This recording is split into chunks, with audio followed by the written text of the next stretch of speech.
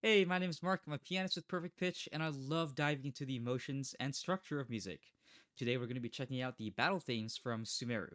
Now, from what I understand, there are forest and desert versions of some battle themes, and I've already seen Swirls of Shamshir from the Desert album and the live symphony performance, so we'll be skipping that one.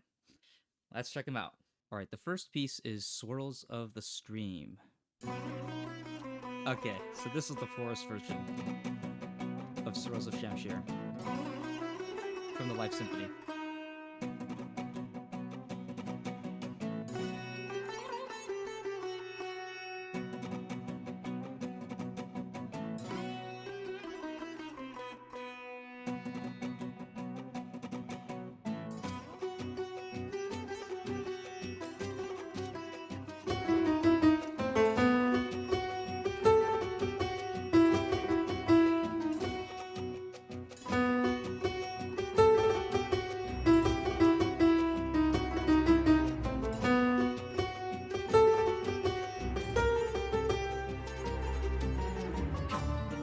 Yeah, so there's there's like this feeling of like a call and response. It's like a dialogue in the beginning, right?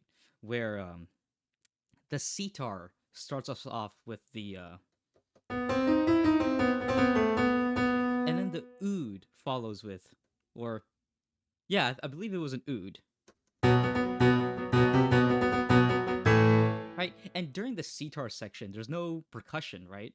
But then during the oud section, the kind of ethnic instruments, the plucked string instruments, have this kind of percussive beat that functions as percussion for those little sections. And then when we enter into the main motif section, there's such a feeling of like gusts of wind and swirls of wind just blowing through the desert dunes and creating little dust storms, right?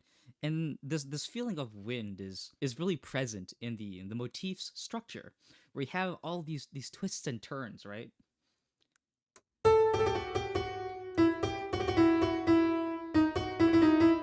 Really cool stuff.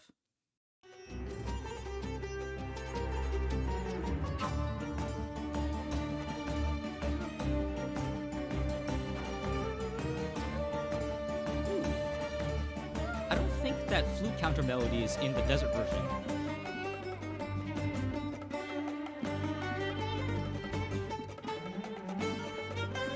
More call and response. You know, more call and response and more swirling, right? If we just take a look at um how the melodies are written here. And then this is countered with um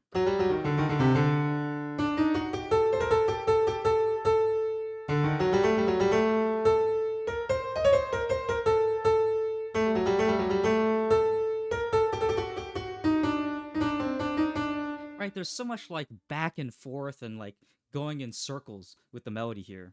It all just adds to the kind of environmental soundscape that the battle is taking place in, right? With like, gusts of wind that blow and stir up the sand in the desert. And if we just take another listen again,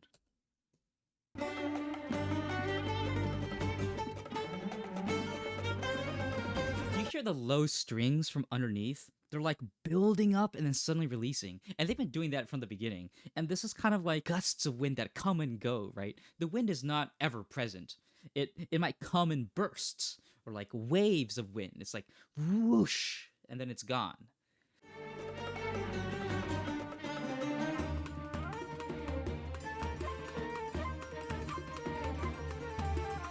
You can even hear this kind of airy quality in the way that this flute is playing.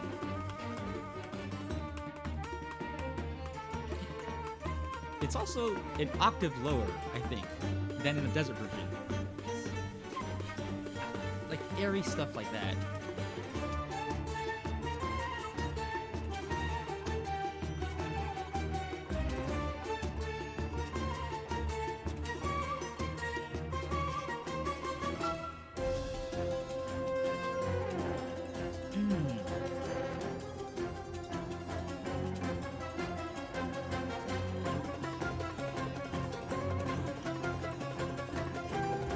Hear like the kind of string instrument on the background, right? Like really acting as this kind of active percussion, right? And so if this is like a battle sequence, this is a part where you're really present and focused in the fight, and you're really like careful. I'm not maybe careful isn't the correct word, but really more focused. You're really attentive in battle here. It's really skillful. You can kind of hear that the string instrument is very, very short sounding, right? And so it really is reminiscent of this feeling of like you have to be hyper aware of your surroundings and of your opponent. And then this flute comes in with this this kind of haunting sea that just washes over the battle area. It's like gusts of wind, more gusts of wind just blowing through.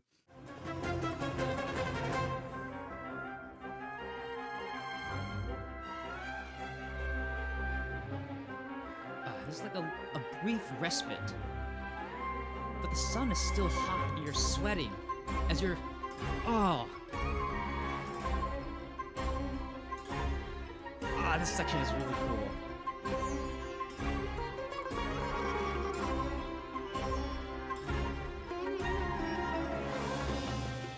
You know, that's like you're like deflecting blades, right? You're deflecting attacks from that little respite. You're just, running away, taking a short break, and like wiping the sweat off your face as you're fighting in the desert. And then you have to turn back around and be like, boom, defend, boom, defend. What really helps contribute to this kind of impact, right, is that first the time signature has changed. It's changed to 5/8. The majority of the piece is in a stable 4/4, 4 notes every beat, and a quarter note gets 1 beat. Now it's 5 notes every beat, but it's also an 8th note gets 1 beat. That's like saying it's 2.5 beats with a quarter note per beat. So instead of 4/4, it would be like 2.5/4. And so it's very, very awkward, right? Very disorienting because the measure ends halfway through your expected beat. It's like sudden attacks on you. You just have to deflect them away. And also, there's a really strong accent on the first beat. Boom, boom. Right? And then the rest of the beat kind of like trails off. You deflect the sword attack, and it's like the recoil of the sword attack. And you have to come back, and you have to deflect again. You get recoiled back again.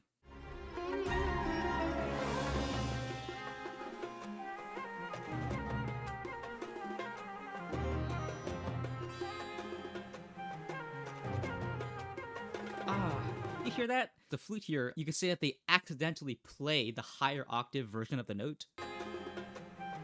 Right there. That really does add to this feeling of airiness, right?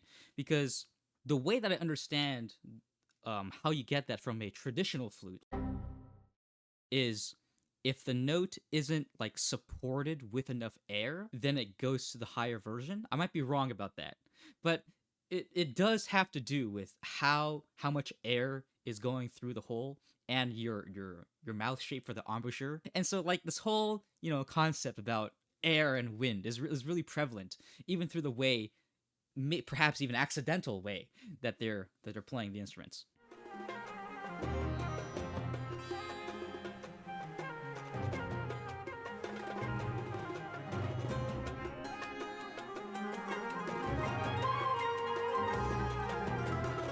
Yes, I remember this part from the desert version. Okay.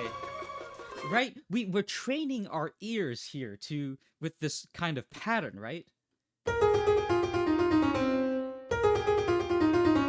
In fact, this pattern plays 3 times.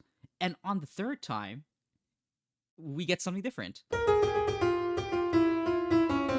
We get Phrygian dominant. You're training your listeners to expect something, and then you just change it. What's also cool is that these lines are cascading, but they also kind of loop back in on themselves.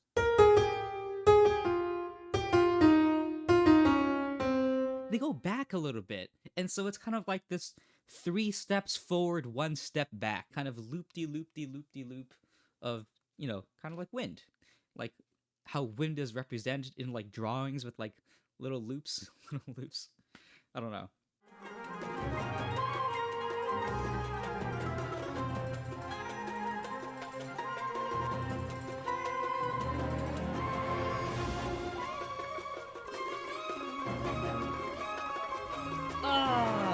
Let's switch up to Western harmony, right?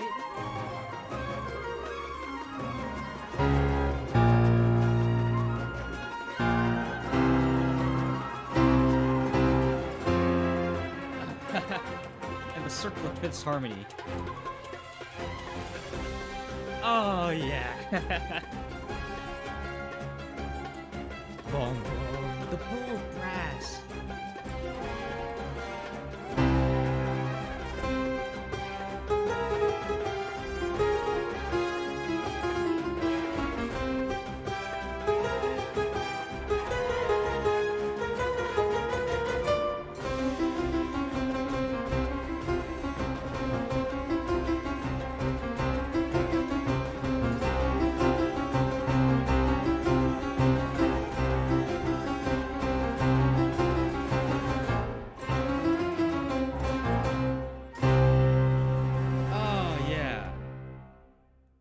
Within each little section, there isn't really much chord exploration. You're mostly just sticking around to like a home base and chords that are very near that home base.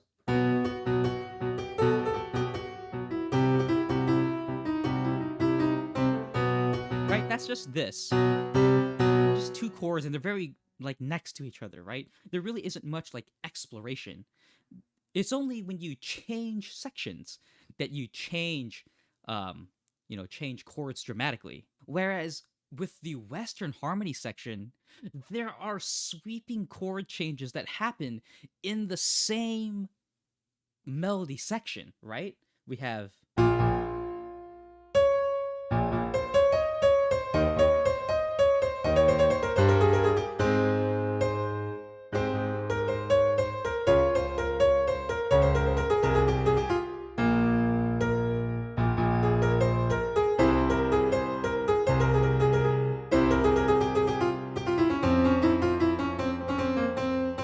Is so much more exploratory in the Western symphonic switch up, which is what makes it like so cool and so like eye-opening almost. It's like, but it's also the way that they introduced it, right? If we just go back just a little bit and take another listen. Listen to the flute counter melody.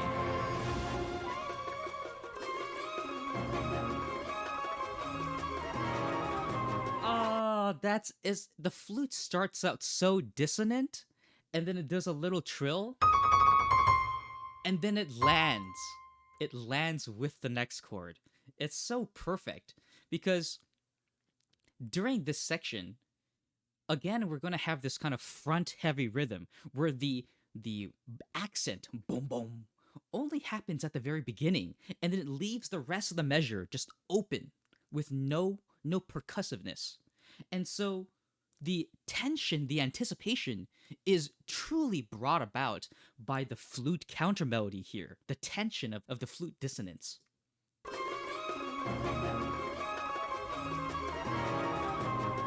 But then the second time,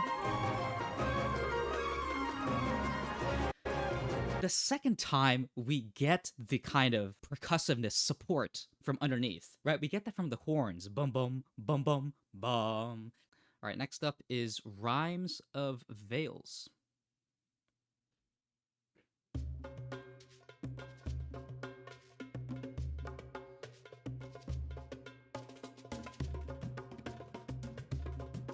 Ooh. Nice percussion section.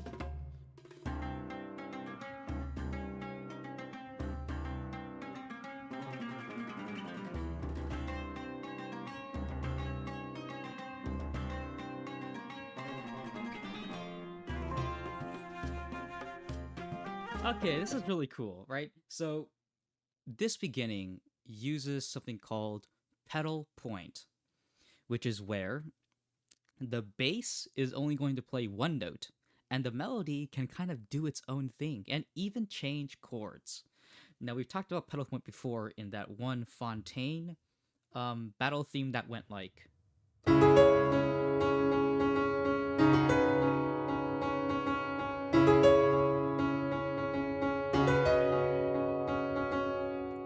And back then, I said that pedal point builds tension, and to release that tension, you have to reharmonize the melody with different chords.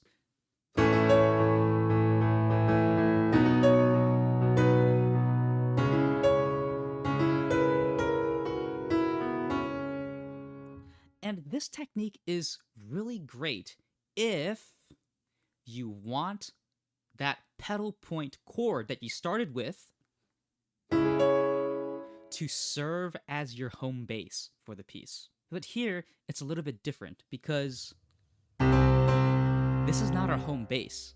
And so we use the tension created by pedal point to transition us into the home base where we release tension.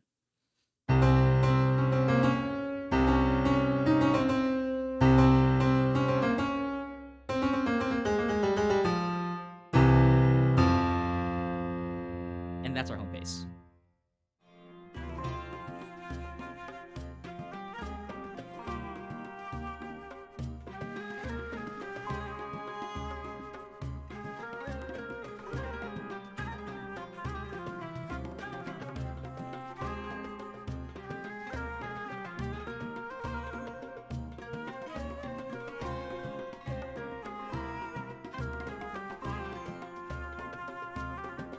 This melody is very singable, right? What's really interesting about that last section is, well, first, the melody is really catchy. It's really singable, but also the melody is ascending and the harmony is descending. And so it just somehow coincidentally works out that all the chords make sense with this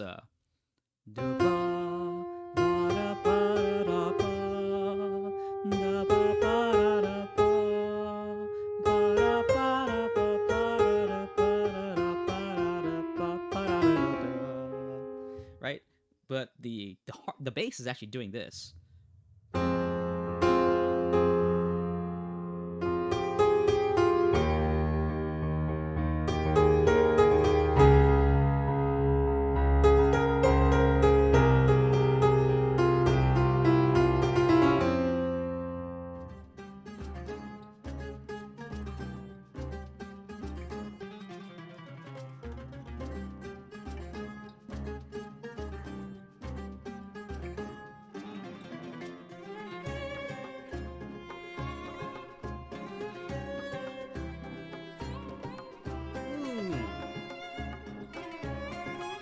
I like those little those twangs from the string instrument. Oh my gosh, yeah. Like the twang is like it's so far-reaching. Usually, like when you have these kind of twangs, it's from a note that's like right next to the main note, right? And here the main note is this, but the twang starts from here, and so somebody's playing this on the string instrument and then sliding their finger all the way up to this. It's kind of hard to replicate this on the piano, but it's like da, ba, ba.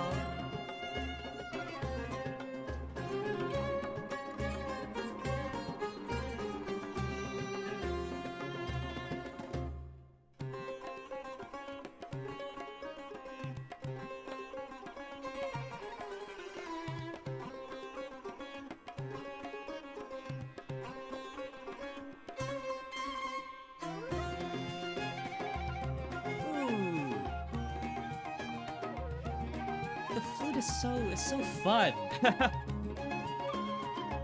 This feels like you're like frolicking, you know, in the valleys, and like dancing in the valleys, you know, surrounded by nature. It's almost like a magical feeling almost with that flute.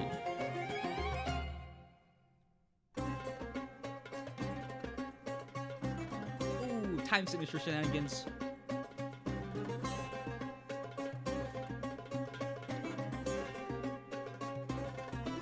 Whoa! Whoa! Wow, okay, I'm just realizing the genius of this. Because this entire piece is in 6/8, which means that there are 6 beats for every, so it's like 1, 2, 3, 4, 5, 6, 1, 2, 3, 4, 5, 6. And usually, when a piece is in 6/8, it actually has a feeling of 1, 2, 1, 2, because the 6 is usually divided as 1, 2, 3, 4, 5, 6, 1, 2, 3, 4, 5, 6, and there's usually this bit of sway, but every time that kind of motif plays, there is no sway feeling. And in fact, that kind of split up would actually make more sense if it were 5 and 7 instead of 6 and 6. But you could argue that it is a steady 6 time signature, because when we get to the next section, which is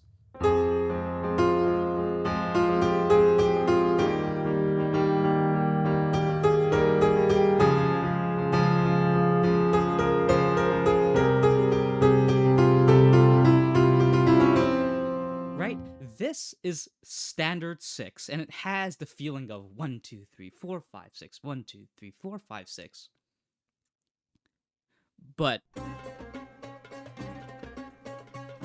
1, 2, 3, 4, 5, 1, 2, 3, 4, 5, 6, 7. This is undeniably 5 and 7. This is not 6 and 6, which is really cool, because they teased this 5-7 pattern multiple times, and every time you could kind of argue that it was 6 and 6. Except this. This is undeniably 5-7. I don't know of any piece that's written in 6 and then purposefully moves the dividing line over to make it 5 and 7, to make 12.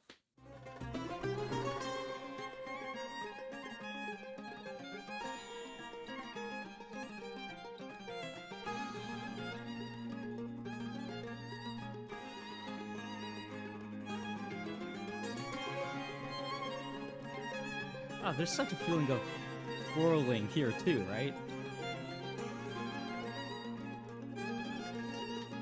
So many turns in the melody.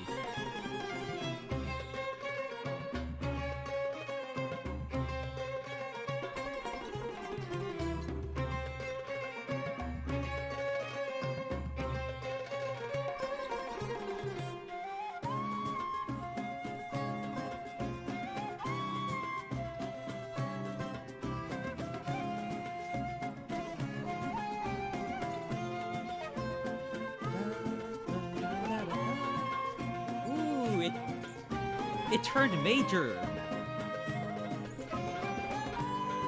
I'm pretty sure that didn't happen the first time.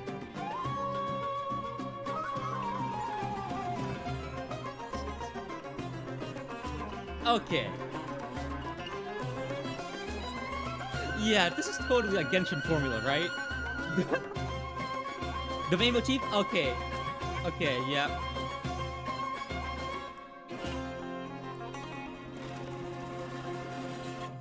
Yeah, that's totally a Genshin formula. Crazy scale at the end of the piece before introducing the main motif or some variation of the main motif for like the final time. Natlan has this, Fontaine has this, now Sumeru has this. And I know Natlan and Fontaine aren't written by Yupeng Chen, but if I'm not mistaken, not all of Sumeru is written by Yupeng Chen either.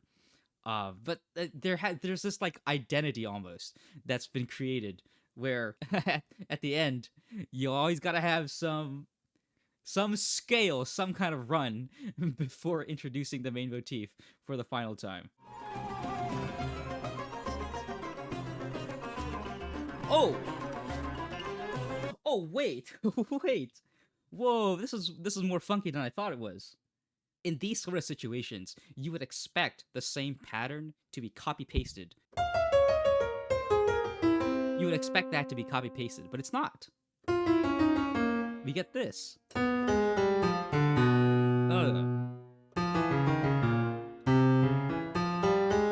And here, again, you would kind of expect the pattern to be copy-pasted, especially because it literally lines up if you copy-paste it. That lines up, right? If you just play the scale. But it's not. We get this.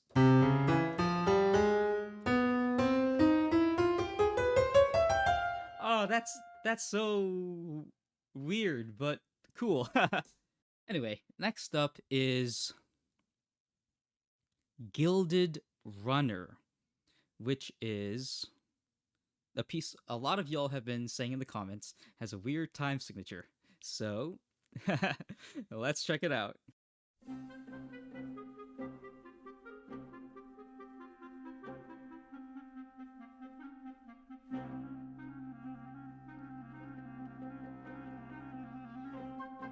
What? This is...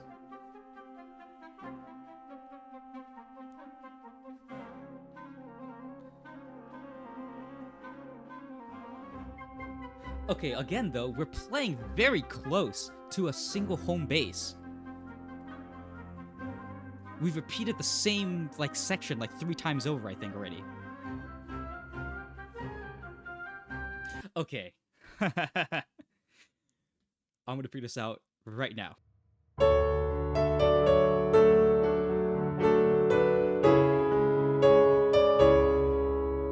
Let's do this. Okay. What I'm going to do is I'm going to try to memorize the melody so that I can just play it over and over again and figure it out.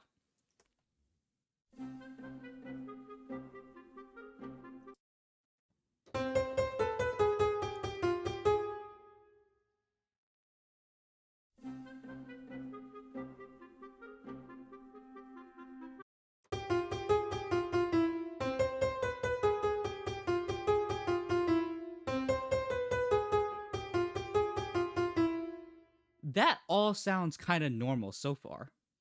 Like I can make do with that being like dum ba ba ba ba ba ba ba ba ba ba ba ba ba ba. Like you can count 2 for that. 1 2 1 2 1 2 1 2 1 2 1 2 1 2 1 2, and that kind of makes sense.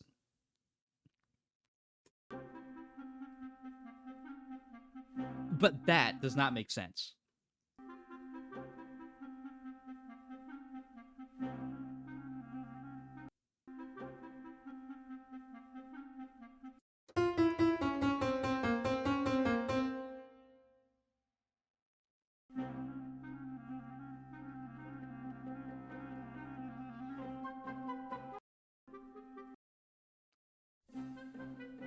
What?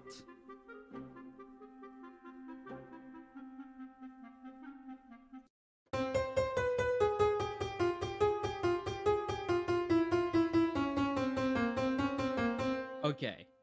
Okay. Okay. Let's get the bass down. Because the bass is doing something really particular, right? The bass is only playing on certain beats, and then it's just completely silent on other beats, right? And so you know how earlier I was talking about how those pieces had had like accents on the beginning of like measures, right? Like the right, that section, how there's like a very big accent on like the 1.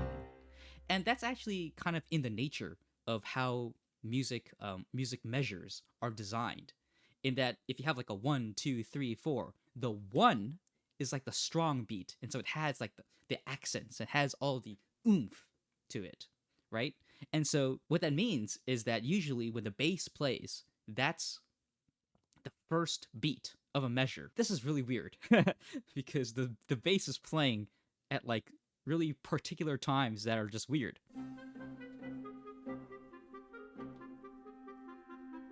What I mean by the bass here, it seems like low woodwinds because there's no percussion here, right?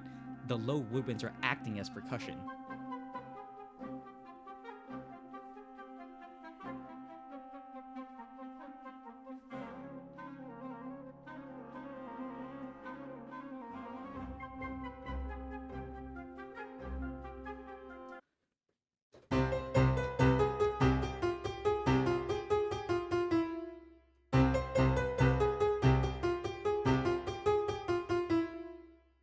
And then it's...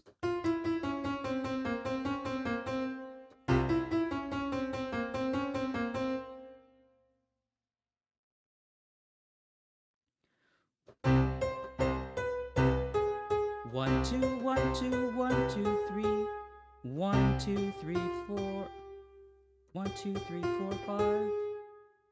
Wait.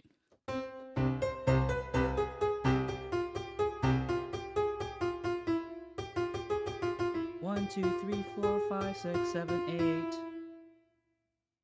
1 2 1 2 1 2 3 1 2 3 4 5 1 2 3 4 5 6 7 8.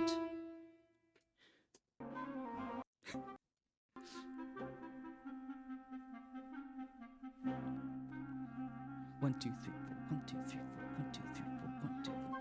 What is that long section? 1 2 3 4 1 2 3 4 1 2 3 4 1 2 3 4 1 2 3 4 1.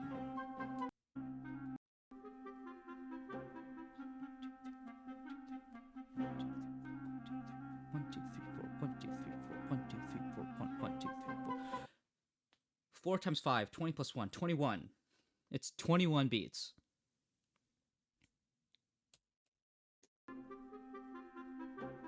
One, two, three, four, 1 2 3 4 1 1. And the one before that is 4 times 3, 12, 1, 13. Holy shit! What the f-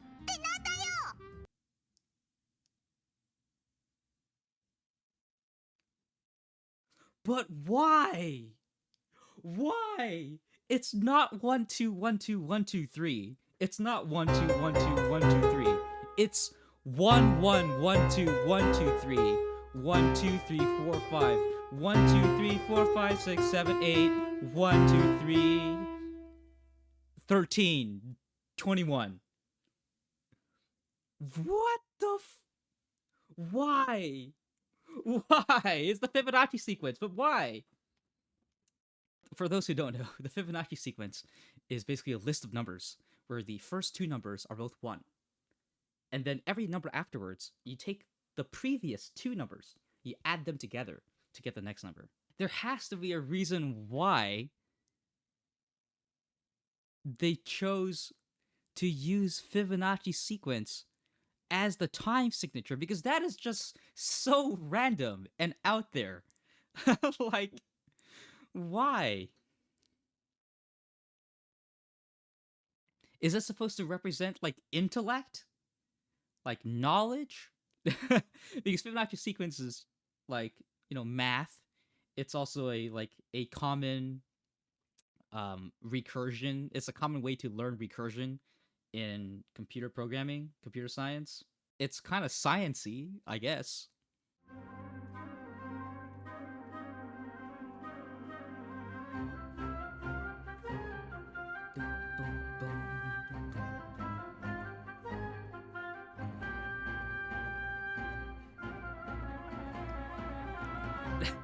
It doesn't get any less disorienting, even though you know what it is. Again, harmonically, we're sticking really close to this home base of C. And now we change it, just as I'm talking about home base.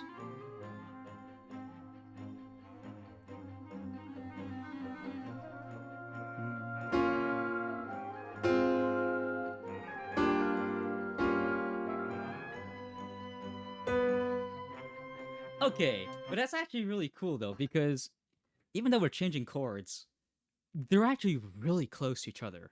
Ba ba da da da ba ba ba da ba da da ba da da da da ba ba, and then we're back to C again.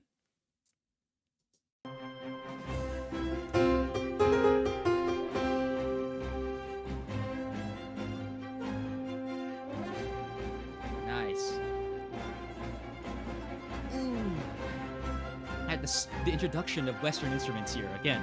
This kind of the string and the bold brass underneath, supporting it, and the trumpets over top. Oh my gosh.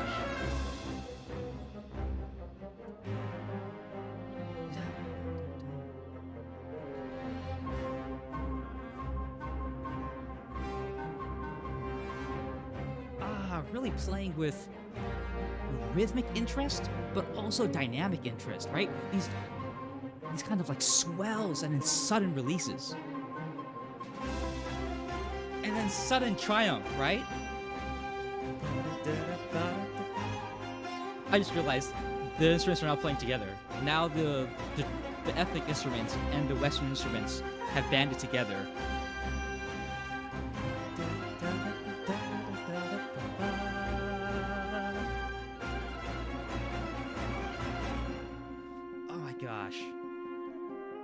That 21 beat long measure is so sick.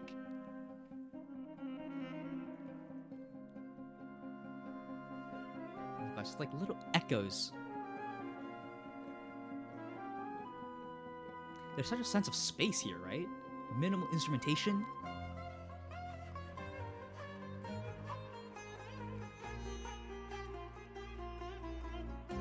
And then now we're building up with rhythmic intensity.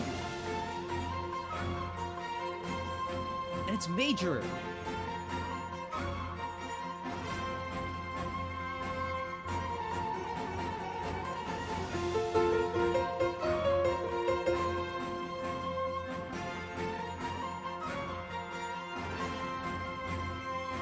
Oh, actually, it's always been major. What am I saying?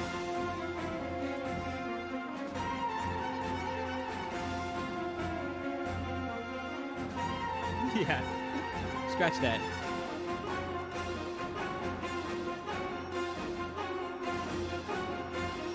Oh man, dude, that is so cool. That's so cool. Because there's these simple accents, right? And you really don't even know when they're going to come in because the pattern is the same. And the cymbals are just coming in at seemingly random times. It's really cool when you have a pattern that stretches across measures that doesn't line up with the time signature. And especially here because the time signature is already whack. So kind of any pattern that you come up with is not going to line up with the time signature. And so that just adds to the kind of like playing with rhythmic tension that you get, right? Because you can't anticipate when it's coming. And so you're just waiting for the symbol to come. And sometimes it comes, and sometimes it crashes twice, or right? All right, next up is Jolts in the Forest. Let's go.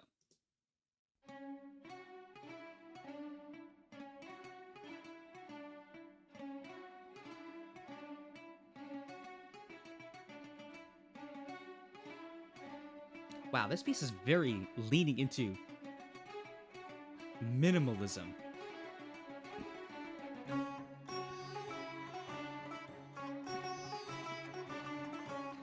We're really playing around, very close to a home base here. Ooh.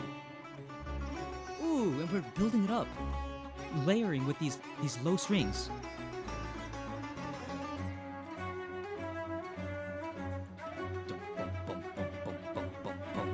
Yeah, we're building up to something already.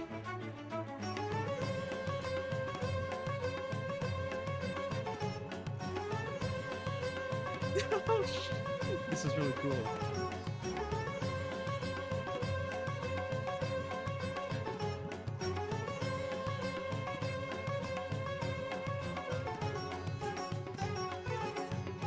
Wow, the percussion and wow, okay. This is really cool. This is really cool. So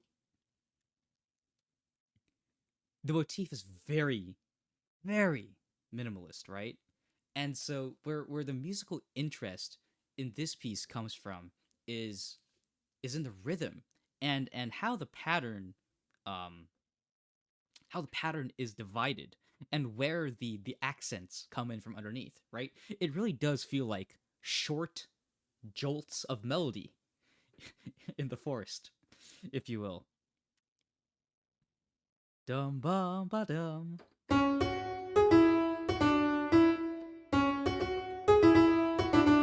Right? It's kind of just like little variations of the same kind of down, down, down pattern.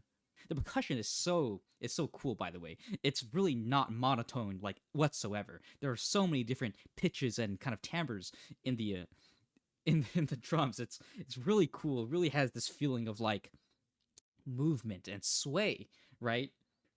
And you combine that with the layered buildup. It's just you're just adding an instrument layer by layer by layer by layer, building up to the chorus section.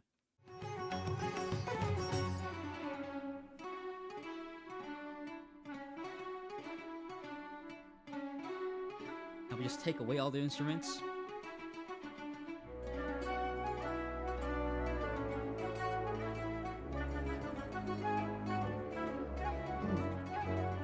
There's some weird chords. You hear the low woodwinds and strings acting as percussion. Right? Those are instruments you wouldn't normally think of as percussion. And then we have this kind of like canon, this kind of follow the leader.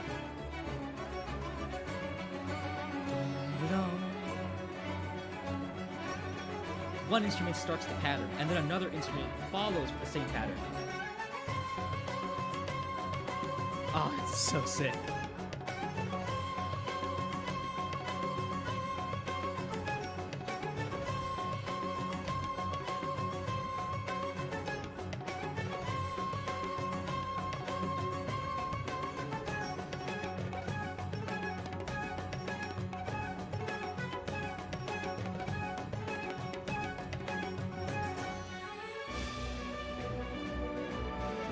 Oh my god! Oh wow, wow. The switch up to... Oh wow, okay. I should have known.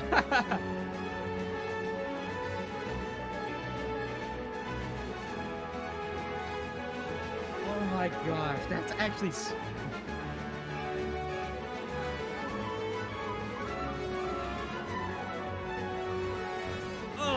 Okay, gotta have the scale at the end too. And then reintroduce the motif for the final time. Yep, certified GENSHIN formula.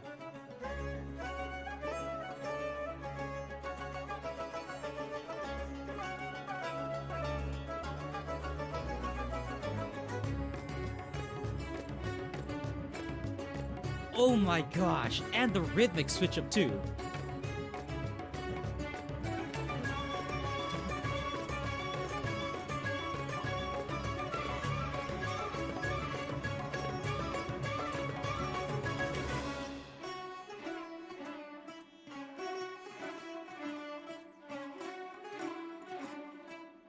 Are we going again?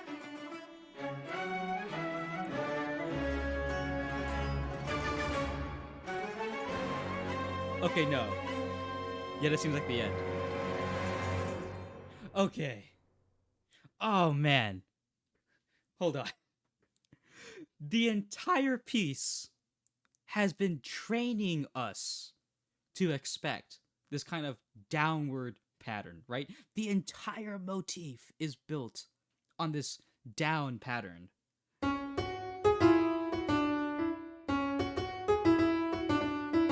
And in the main section,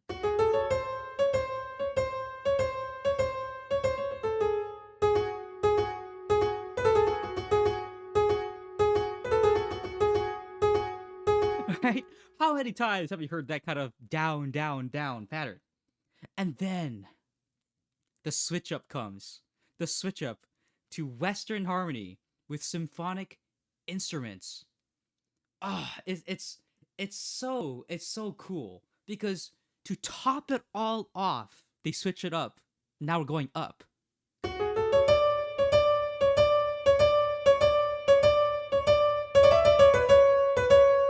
That is so genius. That is so genius. That is so cool. That is so cool. Oh, man. I cannot fathom, like, literally, the entire piece, except for that one section at the end, the entire piece is the same down motif, and just building variations of it, right? Adding interest through musical layering, right? The fact that the instruments, the string instruments, come in one at a time to build the layers until you get to the main chorus section and everybody is playing together. And then also building interest through canon effects, where one instrument starts, and then halfway through this pattern, another instrument begins with the exact same pattern. But it's like mismatched, right? It's all mismatched, but the harmony still somehow all works out because, well, actually, not somehow. It does work out because we're just staying on the same chord the entire time. but then to switch it all up.